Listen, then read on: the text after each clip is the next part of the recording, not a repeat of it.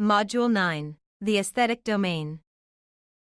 Aesthetics is all about being able to appreciate beauty through our senses.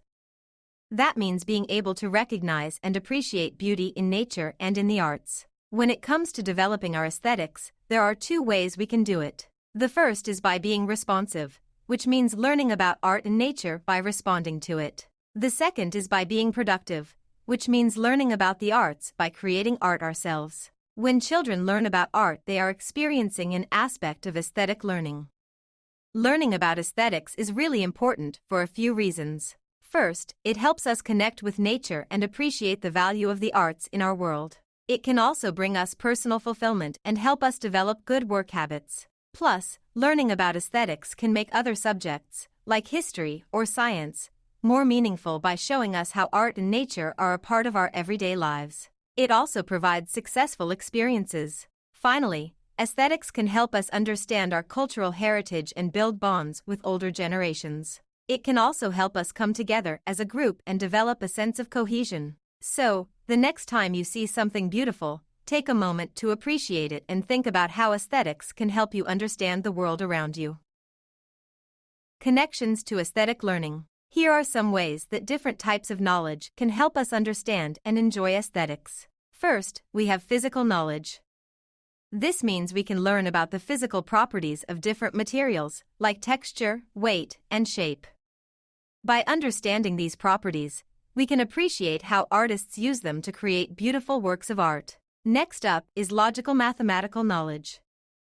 This helps us understand the relationships between different elements in a work of art and the vocabulary we use to describe and evaluate them. For example, we might talk about how a painting uses contrast, color, or composition to create a particular effect. Another important type of knowledge is representational knowledge. This involves using symbols to convey meaning, like how an artist might use a certain color or shape to represent an idea or emotion. By understanding these symbols, we can appreciate the deeper meanings behind a work of art. Then there's social conventional knowledge. This is all about understanding the facts, traditions, and conventions that shape our society and culture. By understanding these cultural contexts, we can better appreciate how artists use their work to comment on or challenge these norms. Finally, we have metacognitive knowledge. This involves thinking about thinking, or reflecting on our own thought processes. By developing this type of knowledge, we can become more aware of how we experience and appreciate art, and how we might expand our understanding and appreciation in the future. Teachers' role in aesthetic learning. Here are some things teachers can do to support creative growth. Provide high-quality creative art. Vary the materials available for children to use. Be enthusiastic about beauty in nature and the arts. Support creative dramatics. Integrate art and music in the curriculum. Encourage individual expression. Keep pushing themselves to be more creative and inspire us to do the same. Visual art examples in aesthetic learning. Drawing, painting, sculpture, collage, printmaking, photography. Performing art examples. Singing, dancing, playing instruments, drama, storytelling, movie, TV, and radio production. Usable art examples. Pottery, jewelry, knitting, weaving, basketry, clothing design. Literary arts involve writing and composing examples. Stories, poetry, jokes and skits, plays and screenplays, descriptions and essays, memoirs and novels, magazine and newspaper articles.